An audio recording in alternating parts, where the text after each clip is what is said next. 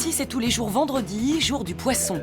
À Nausicaa, l'aquarium de Boulogne-sur-Mer, 36 000 poissons battent joyeusement des nageoires. Une Dream Team de 150 employés s'active à leur bien-être et à celui des 600 000 visiteurs annuels. Bonjour. On s'y bouscule pour admirer ces peluches sur pattes, un poil joueuse. Allez, Kenya. Voir des raies nourris à la carte et menés à la baguette. Là, c'est du training. Les raies sont habitués à venir sur la cible bleue pour manger. Admirer de belles voix. Dinosaure! Ou se faire quelques frayeurs. Ils n'associent pas soigneurs et nourriture, on a fait ce qu'il fallait pour ça. Bien sûr, il faut faire attention que les accidents ne se produisent pas. Bienvenue 20 000 lieues sous les mers, dans l'un des plus grands aquariums de France.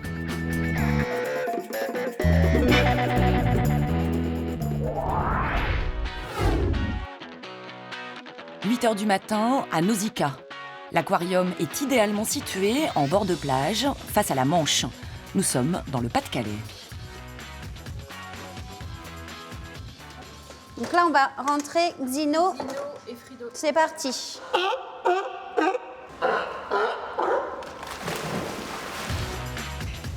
Dans le bassin des otaries, Virginie s'occupe de Xino, un mâle de 17 ans. Virginie, c'est l'amie des lions de mer de Californie. Depuis 13 ans, elle les cajole. Et comme chaque jour, on attaque par un petit brossage de dents. On veut essayer d'éviter le dépôt de tartre.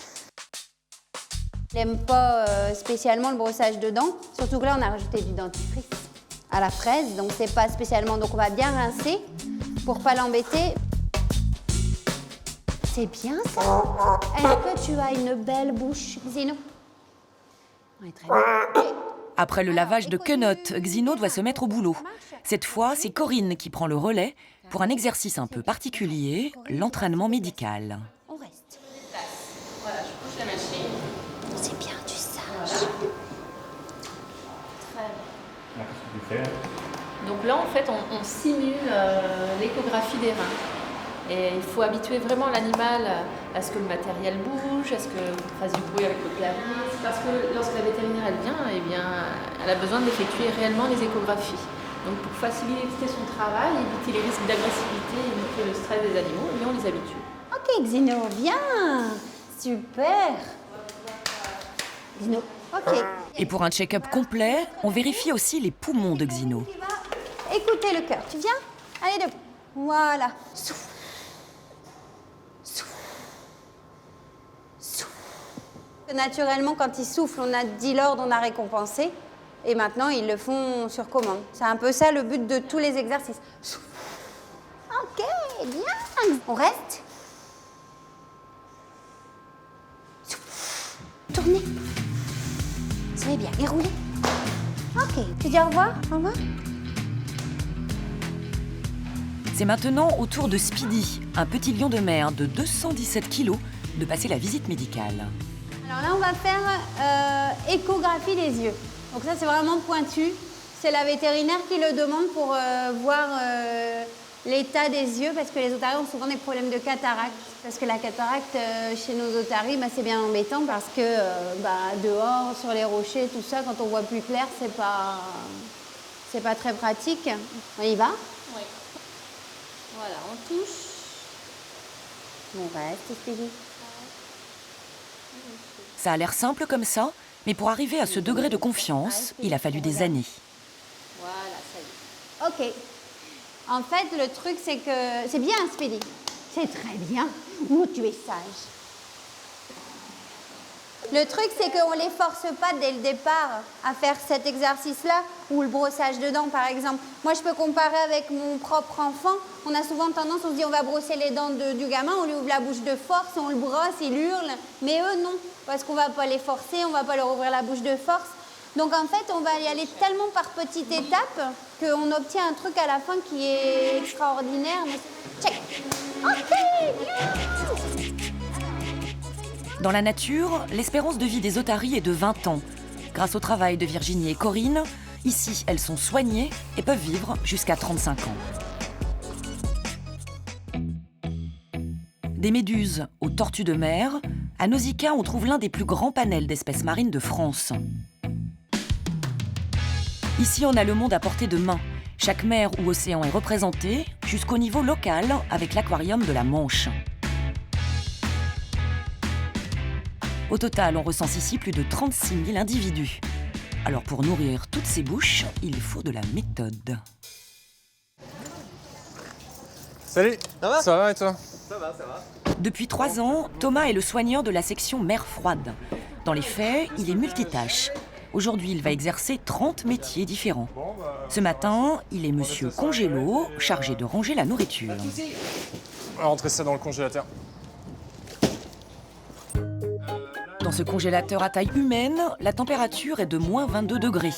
On y conserve assez de provisions pour se faire une orgie marine. Alors là, on a de la mangue, par exemple, ça c'est pour les tortues et les iguanes. On a des cuisses de poulet pour les caïmans.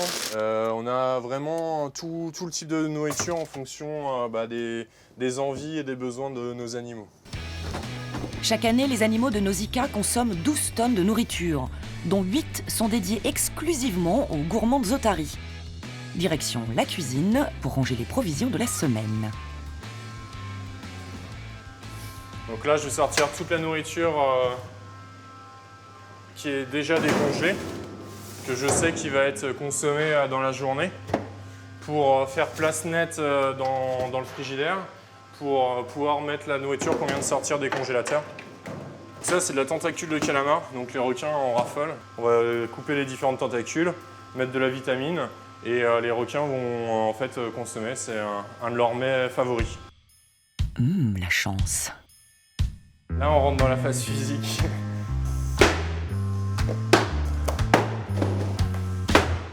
Voilà. C'est une plaque de poisson compacte, donc là, on est vraiment obligé malheureusement de la casser en deux, quoi. Si on décongèle la plaque, on sait très bien qu'il y a une moitié qui sera plus consommable par nos poissons. Qu'au bout de quelques jours, le poisson va tourner et c'est pour ça que je dis malheureusement, ça serait plus simple de décongeler une plaque, mais ça ferait du gaspillage. Voilà, déstockage terminé. T'as regardé l'état des réservations aujourd'hui? Oui. Alors on est à combien? 1874. 1874. À l'entrée du bâtiment, Stéphane, le manager en polo noir, est sur le pied de guerre. Il s'apprête à accueillir les premiers visiteurs du jour. Bon.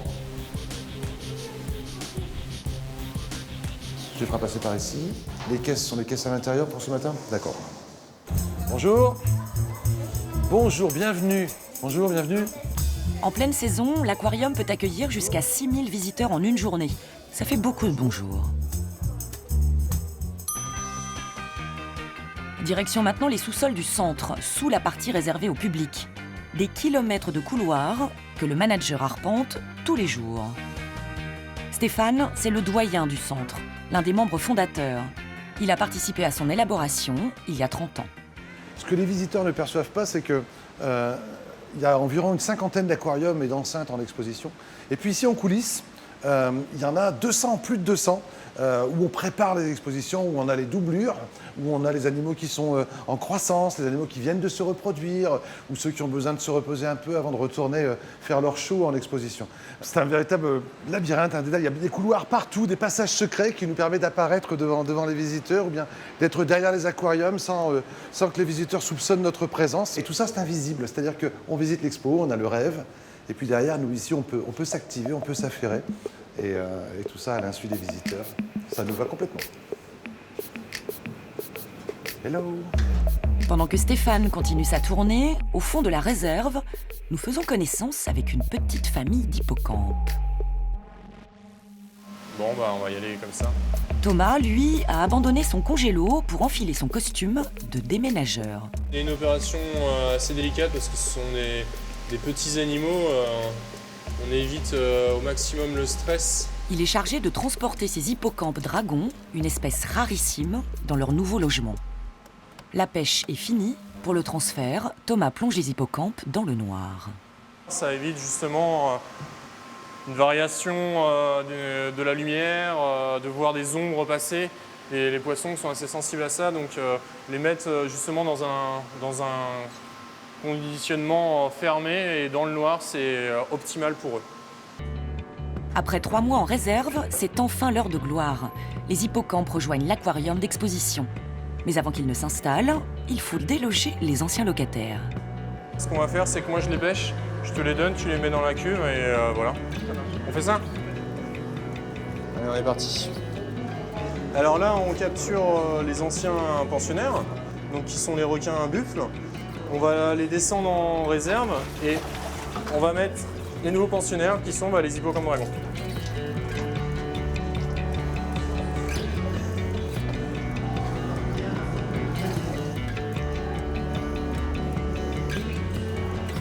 Hop, on les met dans le noir comme les hippocampes et là on est parti.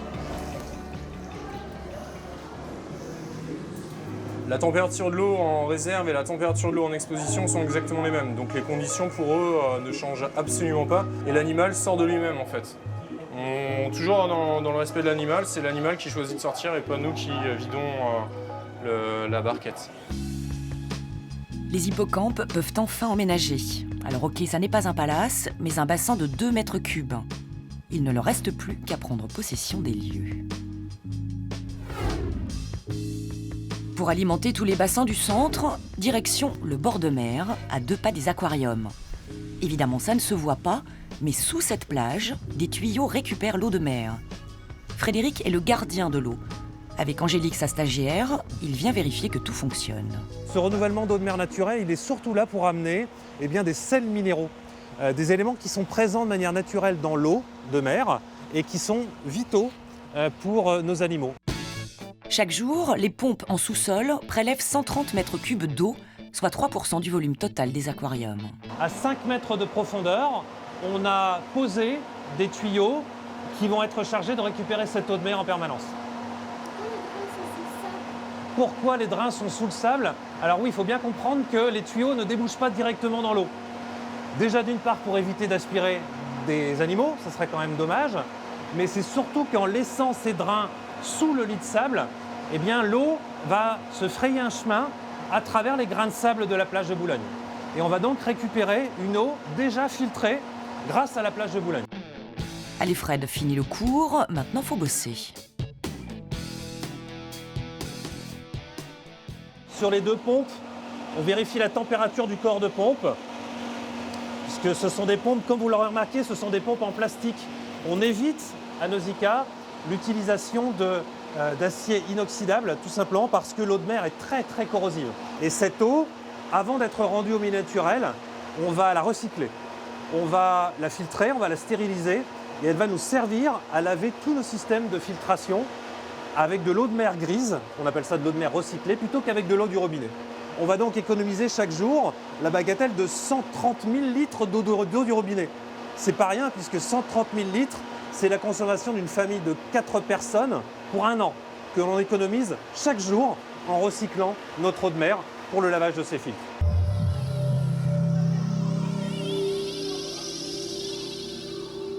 Une fois l'eau prélevée sous la plage, elle rejoint les 5 millions de litres des bassins. À Nausicaa, chaque jour, les filtres sont nettoyés. On vérifie la pression et là on est bon. Ouvert, ouvert, fermé, fermé, fermé. Et on retrouve Thomas, qui encore une fois a changé de casquette, cette fois le soigneur et laveur de filtres. Ça, c'est la carafe filtrante qu'on a sur la table quand on mange. En plus gros volume, avec un débit beaucoup plus important, mais c'est le même principe. Pour alimenter les 300 bassins du centre, il y a une douzaine de kilomètres de tuyaux. Chaque jour, des dizaines de leviers à ouvrir et fermer. Bref, une histoire de vanne avec laquelle on ne rigole pas.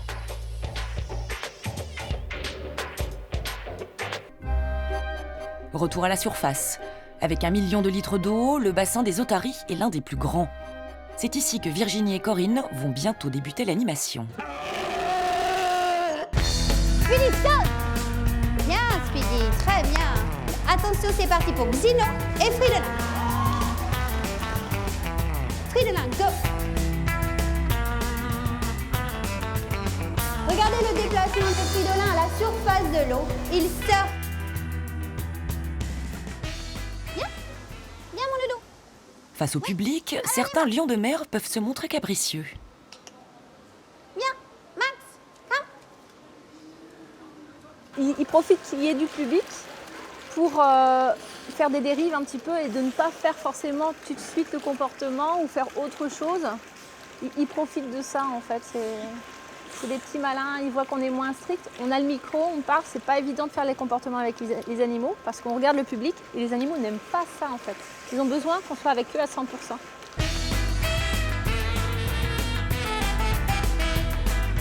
Elles ont un cri très puissant parce que ce sont des mâles ici à Nausicaa. Nous avons un groupe de mâles. Speedy crie.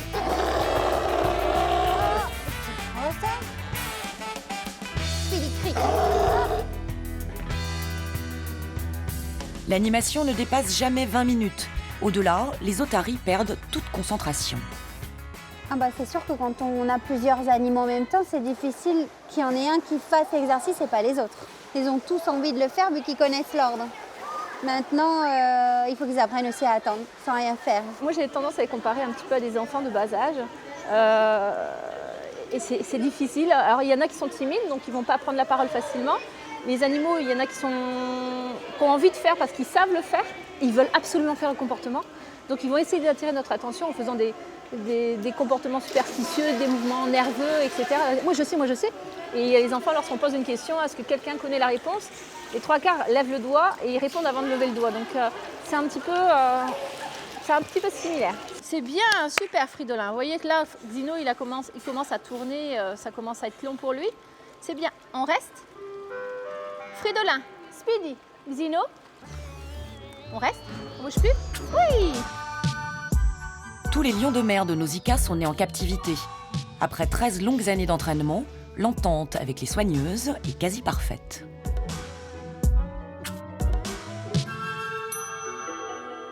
Pour le bien-être des otaries et de tous les poissons, l'eau de Nausicaa est sous haute surveillance. Ici, l'eau est un trésor dont dépend la survie des animaux. La qualité de l'eau pour ces animaux, c'est équivalent à la qualité de l'air que nous respirons. Donc forcément, nous, si nous avons un air pollué, eh bien notre santé va en pâtir. Frédéric, le gardien de l'eau, effectue des contrôles drastiques 2 fois par semaine. On est à 26,4 degrés, les 3 sondes sont d'accord sur la valeur. On est donc sur un taux d'oxygène qui est parfait, aux alentours de 98, tout va bien. On est à quasiment 0 g de sel par litre d'eau, 632 microsiemens, ça veut dire que là on est vraiment sur de l'eau douce. Et pourquoi vous bougez constamment les sondes? Les sondes sont chargées de mesurer tout ce qu'il y a autour d'elles. Donc le fait de bouger les sondes, ça va aider la sonde à avoir une valeur et qui est la plus vraie possible et surtout qui va représenter le milieu le plus homogène possible. À Nausicaa, Frédéric contrôle 12 réseaux d'eau différents. Rien n'est laissé au hasard.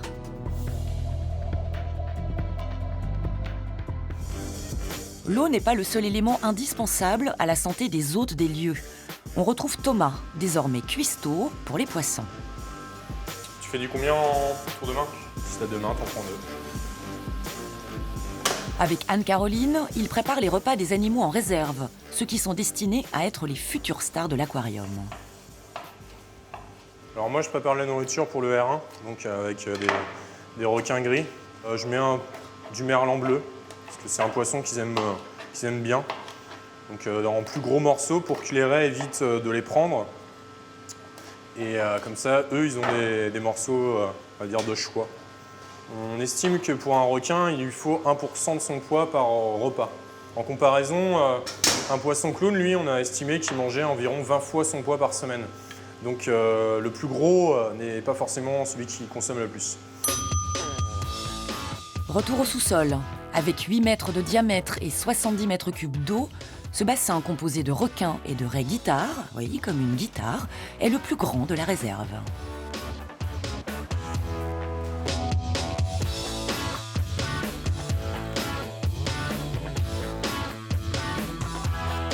Tu vois là la nourriture qui se déplace avec le courant. Donc tu vois, les requins gris viennent manger, les raies guitares aussi. Donc là, il n'y a aucun comportement suspect, donc tout le monde mange bien. Ils vivent en parfaite harmonie, c'est des animaux qu'on voit même dans le milieu naturel cohabiter ensemble. Allez, on passe au deuxième bassin.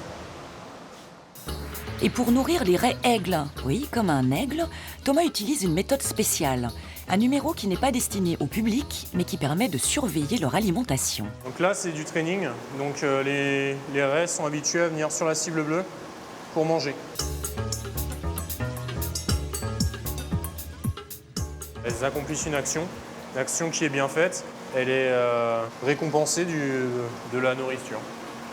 Toujours dans le but, quand elles iront dans un autre bassin, avec d'autres animaux, qu'il suffira qu'on installe cette cible pour qu'elles viennent manger.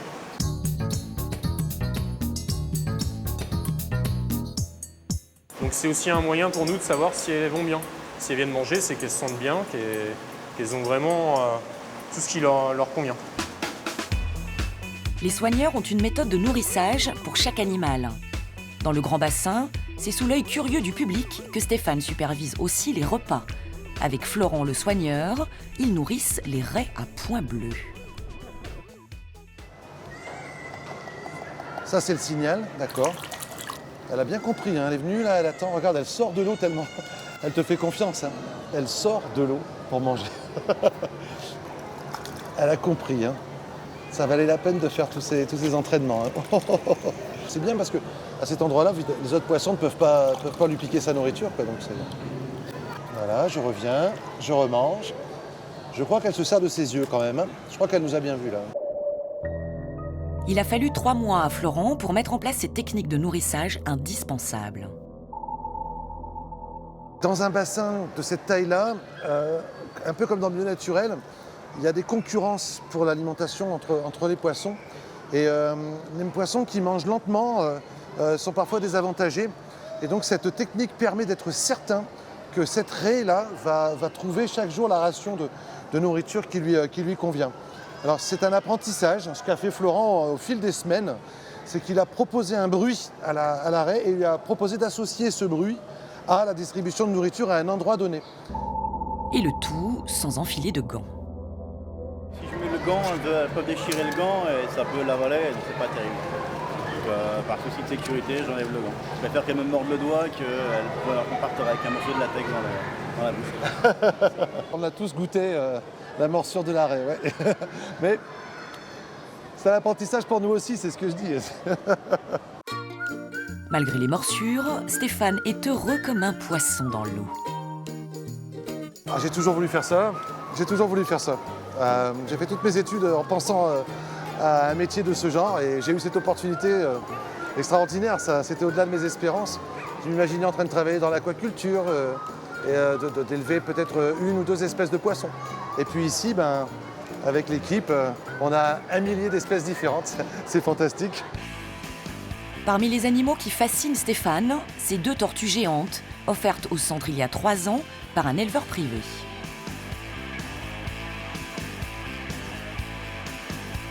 J'ai l'impression qu'elles ont compris ce qui se passait. Là. Oui, elles sont très au courant de ce qui se passe. Elles savent que c'est le moment du nourrissage. Elles vont s'énerver là, oui. Avec Simon, le monsieur reptile du centre, Stéphane continue à veiller au grain. Ah ça y est, les voilà. C'est par là que ça se passe. Au menu de ces 2 herbivores, framboises, petits pois et granulés. C'est pas mal ta formulation, ils mangent tout en fait. Ah ouais. Et encore là, j'ai pas mis énormément de choses. D'habitude, je rajoute des oranges, des endives, du pissenlit. Ah, tu vas chercher des pissenlits? Ouais. Bien traitées, ces tortues peuvent vivre plus de 150 ans et peser jusqu'à 300 kilos. Ces reptiles ont vécu comme ça, ont traversé les âges en utilisant l'énergie solaire pour se chauffer. Leur température dépend de la température du soleil. Donc on a créé un soleil artificiel qui envoie de la chaleur avec des projecteurs de chaleur qui créent des zones de chaleur et elles vont y aller pour recharger leur batterie quand elles en auront besoin. Ici, ces reines de beauté sont choyées. On se met en 4 pour le confort des belles. Pour qu'elle conserve une belle allure, eh bien, on applique un peu d'huile d'olive comme ceci, vous voyez. Et puis on n'a plus qu'à appliquer comme ça. Donc vous voyez, la tortue, elle a l'habitude, hein, ça ne la dérange pas, elle continue à manger. Et au moins, elle conserve une carapace qui a une belle allure.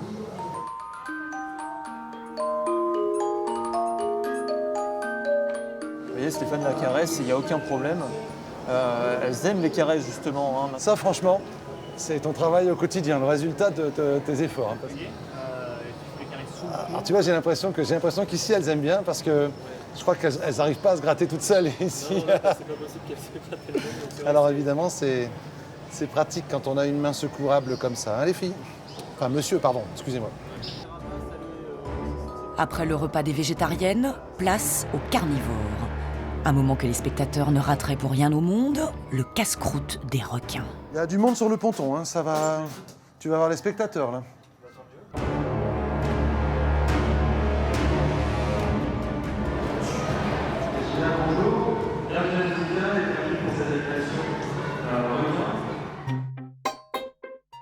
Stéphane et Simon ont troqué les framboises contre des calamars, le péché mignon des requins. On utilise une perche avec un nœud plus en bout pour pouvoir prendre la prise, comme ceci. Hop. Et ensuite, on la met en surface, justement pour que les requins viennent. Et nous, ça nous permet justement de voir quel requin a mangé. Alors, c'est qui, lui? D'accord. Et pendant que Simon distribue la nourriture, Stéphane note chaque tentacule avalé.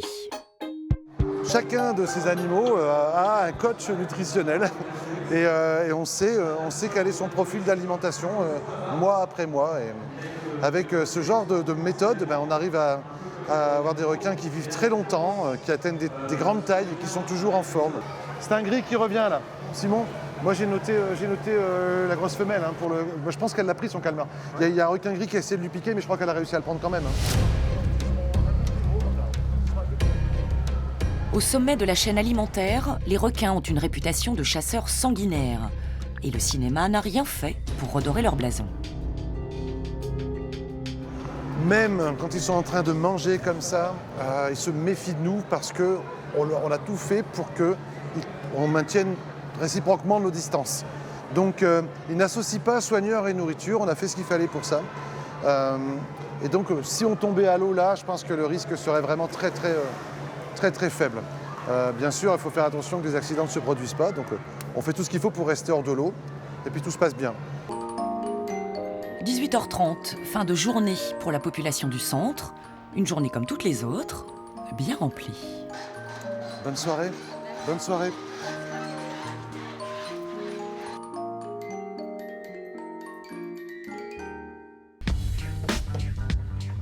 « 2h du matin, quand Boulogne-sur-Mer dort encore, certains profitent de la nuit pour partir en mer. Bonjour.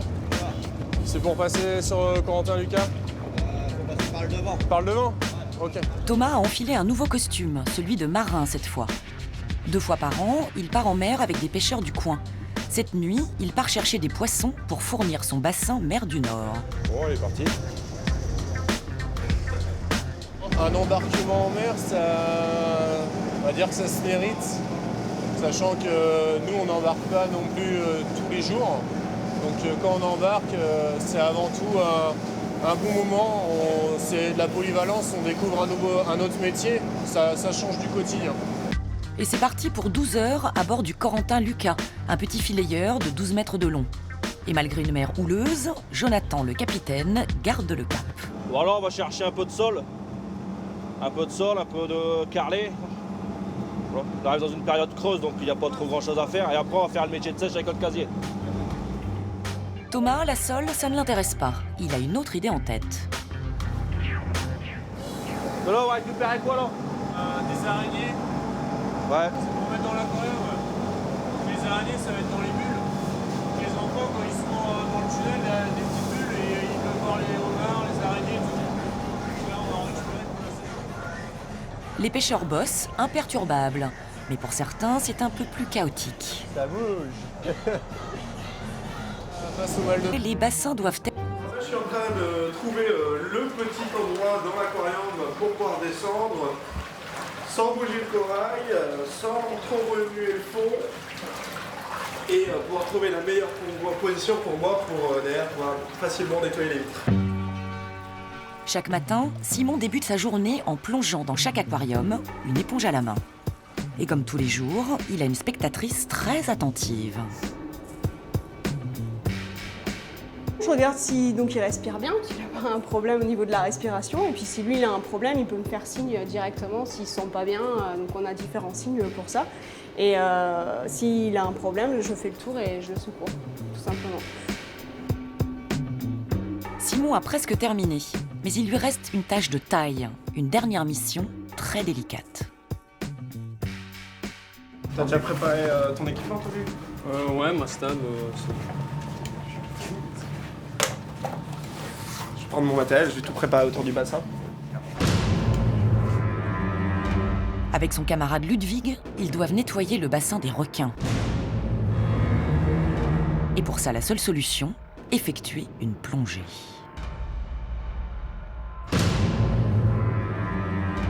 Les requins, ils n'ont aucun problème de plonger avec nous. On les dérange aucunement.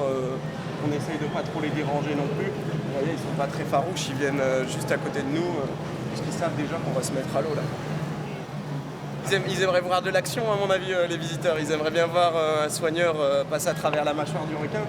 Mais bon, on leur explique à chaque fois que ça n'arrivera jamais, puisque c'est des animaux qui sont très habitués aux plongeurs et l'homme ne fait pas du tout partie du régime alimentaire des requins. Ouais, pas sûr que ça nous rassure, ça. La première plongée que j'ai faite, j'étais un peu surexcité, un petit peu en même temps inquiet, mais très vite, en fait, c'est plutôt l'envie d'aller sous l'eau, aller voir du requin qui a pris le dessus, on va dire, par rapport à l'inquiétude.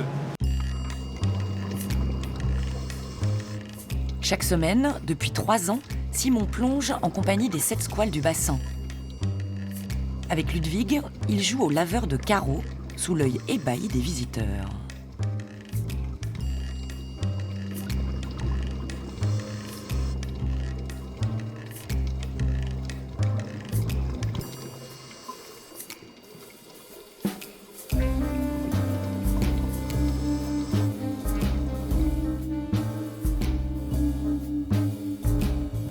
C'est quand même des poissons inquiétants, donc c'est vrai qu'on se demande toujours s'il ne peut pas arriver quelque chose quand même, c'est sûr.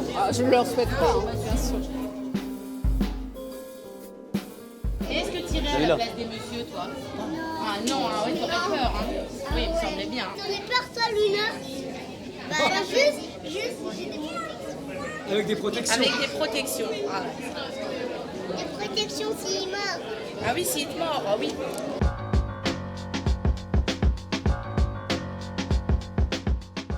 « 30 minutes plus tard, le grand ménage est terminé. Mais Ludwig ne remonte jamais sans un petit souvenir.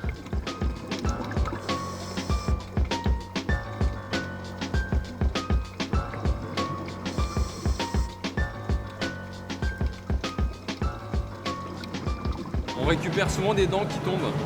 Alors ça, c'est des dents qui sont perdues par les requins. C'est une manière continuelle pour eux de finalement un peu renouveler constamment leur dentition. Chaque espèce de requin a des dents particulières. Et en fait, on peut dire que ça correspond, on va dire, à un couteau et ça à une fourchette. Donc en fait, chaque espèce, des fois, il y a des requins qui ont même les deux types de dents finalement pour avoir le couteau et la fourchette en même temps. Chaque requin perd dans sa vie près de 20 000 dents, l'équivalent d'un très beau service de table. À quelques milles de là, sur le Corentin Lucas, malgré une mer passablement agitée, la pêche continue. Il est 10 h et c'est enfin l'heure de la pause café. Métier le plus dur du monde. À sèche après. Attention, métier. Va faire expulser les gars.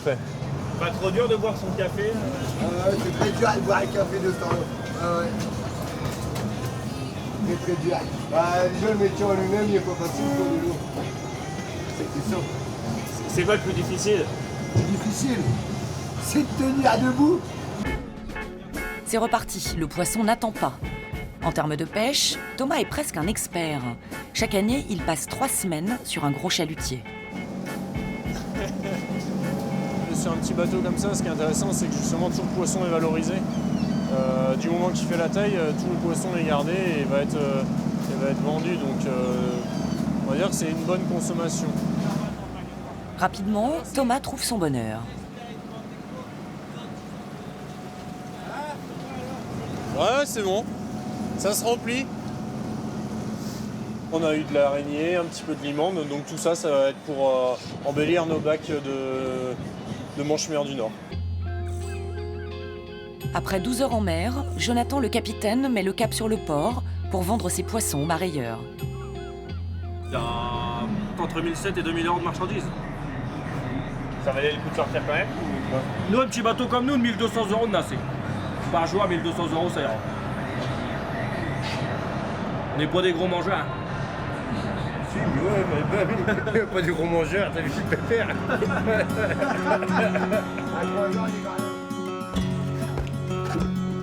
Nickel.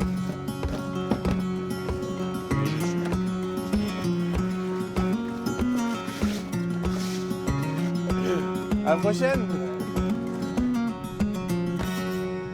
Fin d'une longue nuit pour Thomas. Et quand pour certains c'est l'heure du repos, d'autres débarquent tout juste du train pour une journée de boulot. Avec son look d'adolescent et sa casquette vissée sur le crâne, Alexis n'en a peut-être pas l'air, mais c'est un cador dans son domaine. Je suis vétérinaire, je viens de Paris, je viens du parc zoologique de Paris et en fait Nausicaa, on travaille avec Nausicaa en collaboration sur, pour aujourd'hui, des échographies de raies guitare.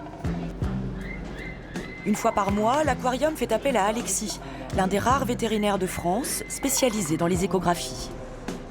Avant d'examiner les raies, il a rendez-vous avec Madame Iguane. Et pour l'aider dans ses bagages, le NEC plus ultra de l'imagerie médicale, un petit bijou à 80 000 €.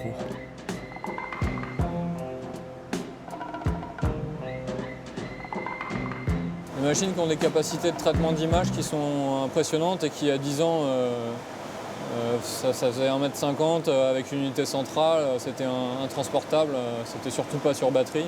À 7 ans, cette superbe iguane est enceinte pour la première fois. Alexis doit vérifier la bonne santé de ses œufs. Bon, y en a plein. Ouais, ils ont une bonne forme. Hein. Ici, on a les œufs. En fait, on balaye les œufs avec la coquille qui est molle. La reproduction chez les animaux en captivité, c'est un facteur de bien-être. Donc, à partir du moment où il y a reproduction, on sait qu'ils sont bien et c'est déjà ça, c'est une belle victoire. Félicitations, Madame attend une dizaine de petits. Une grossesse qui fait la fierté du centre. C'est fini pour elle.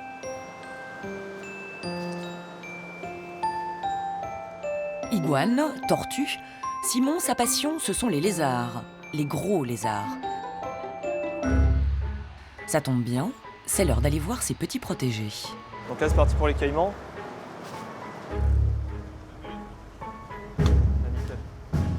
Mais avant d'entrer dans l'arène, Simon n'oublie jamais son drôle d'équipement. Voilà, donc pour les caïmans, on prend par sécurité un bouclier comme celui-ci. Ça ressemble un peu au bouclier de CRS, hein, vous voyez, du plexiglas. Là, au moins, s'il y a un caïman qui a peur, qui d'un seul coup a un réflexe de se tourner, de vouloir mettre un coup de mâchoire, au moins là, toutes nos jambes, elles sont protégées. Lui, il se tape contre le bouclier et l'histoire s'arrête là. C'est enfin l'heure du repas. Malgré leur apparence menaçante, les caïmans à lunettes ne se nourrissent que 2 fois par mois. Donc moi, pour les appeler, en général, je tape comme ça avec le seau. Le fait de faire le tour en faisant du bruit, ils savent tout de suite que c'est le moment du nourrissage et ils savent que c'est là. Et là, il suffit plus que de faire ça. Voilà, ils sont tout de suite en bas. Bon là, il faut que je me dépêche parce qu'en général, ça se bouscule pas mal, ça se bataille. Donc en général, quand on nourrit, on va au plus vite. Au menu du jour, cuisses de poulet.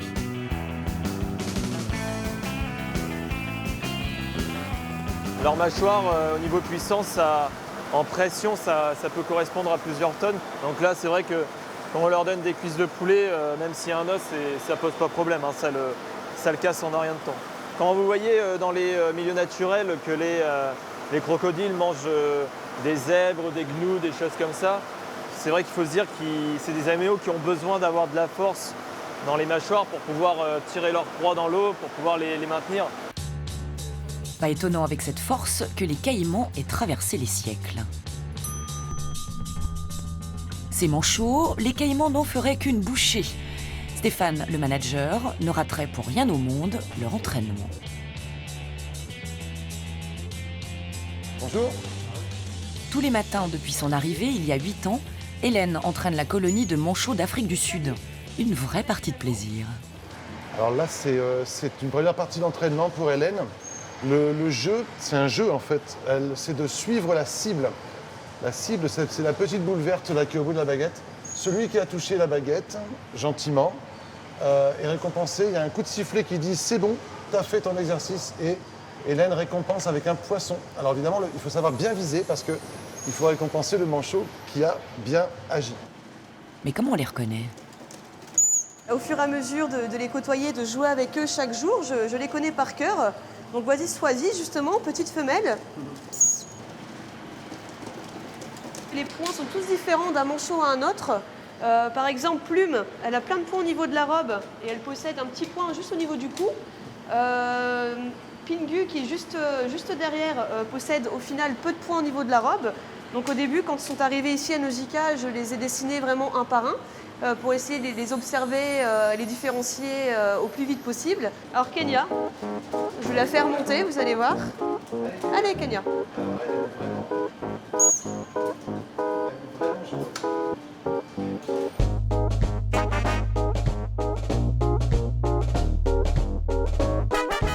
Ne vous fiez pas à leur dégaine rigolote, les 20 manchots de Nausicaa sont de grands romantiques.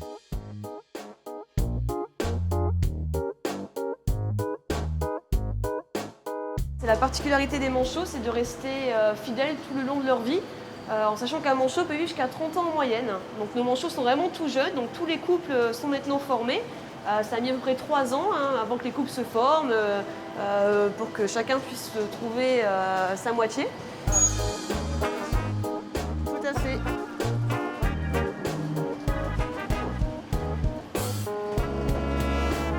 On a l'impression qu'on comprend ce qui se passe dans leur tête.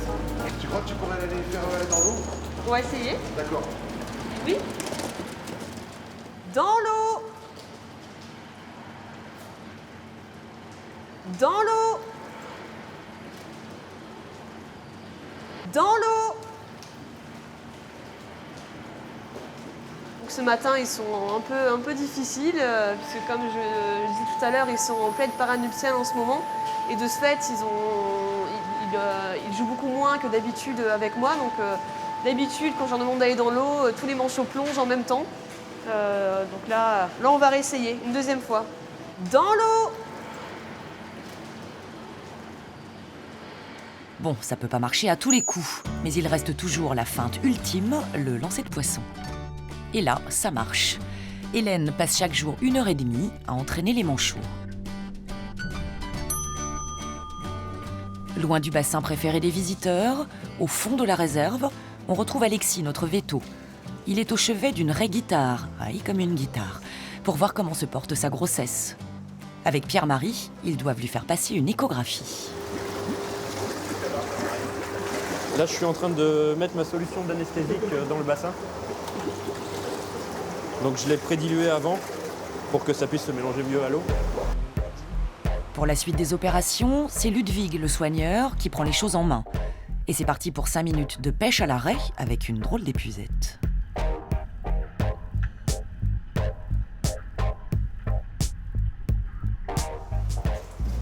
Dans ses filets, une raie de 35 kilos, légèrement stressée. Et aujourd'hui, c'est Pierre-Marie qui remporte le concours de t-shirt mouillé. Une fois dans le bac anesthésiant, la raie s'endort en 15 minutes. Pour Alexis, c'est l'occasion rêvée d'approfondir ses connaissances sur une espèce méconnue. C'est très stimulant quand il y a plein de choses à découvrir, etc. On ne sait pas combien de temps dure exactement la gestation, on ne sait pas comment le cycle hormonal se déroule exactement. Enfin, c'est plein d'inconnus. Et c'est parce qu'on a des aquariums comme Nausicaa qui décident de présenter ces espèces peu connues qu'on peut en tirer quelque chose et en apprendre des choses. Une fois à l'air libre, c'est une vraie course contre la montre qui s'engage. Les anesthésies les plus courtes sont les meilleures, donc il faut vraiment qu'on reste le moins longtemps possible hors de l'eau, mais ça peut tout à fait être géré, prendre de l'oxygène aérien pendant plusieurs minutes. Depuis lundi,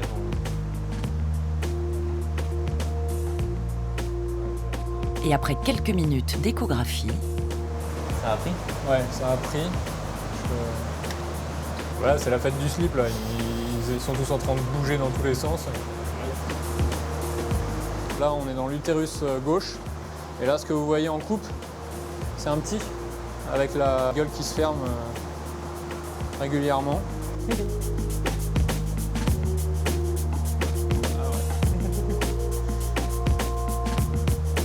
Au minimum, il y a 6 petits, il y en a 3 dans chaque corne. Et on va repasser pour vérifier. C'est comme ils sont un peu mobiles.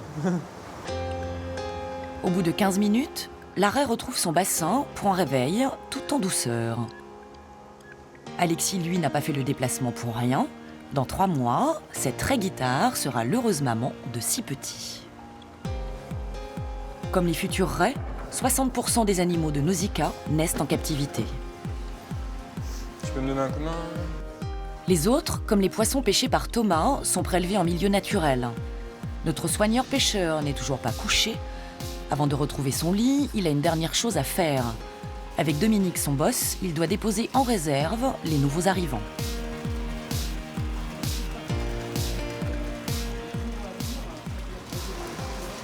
Là, ils vont rester en observation, en acclimatation et on va avoir une vigilance particulière pendant environ un mois, donc 40 jours. On va beaucoup les observer et tout se passera bien. Voilà, c'est fini. Après 48 heures de service, le jour le plus long se termine enfin pour Thomas. Ces animaux, comme tous les autres, grandiront désormais dans leur nouvelle maison.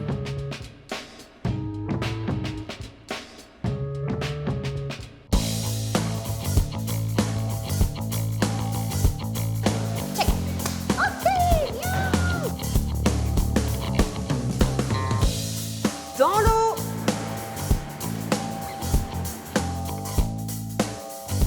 Je crois qu'elle se sert de ses yeux quand même. Hein. Il n'associe pas soigneur et nourriture, on a fait ce qu'il fallait pour ça. Dans l'eau!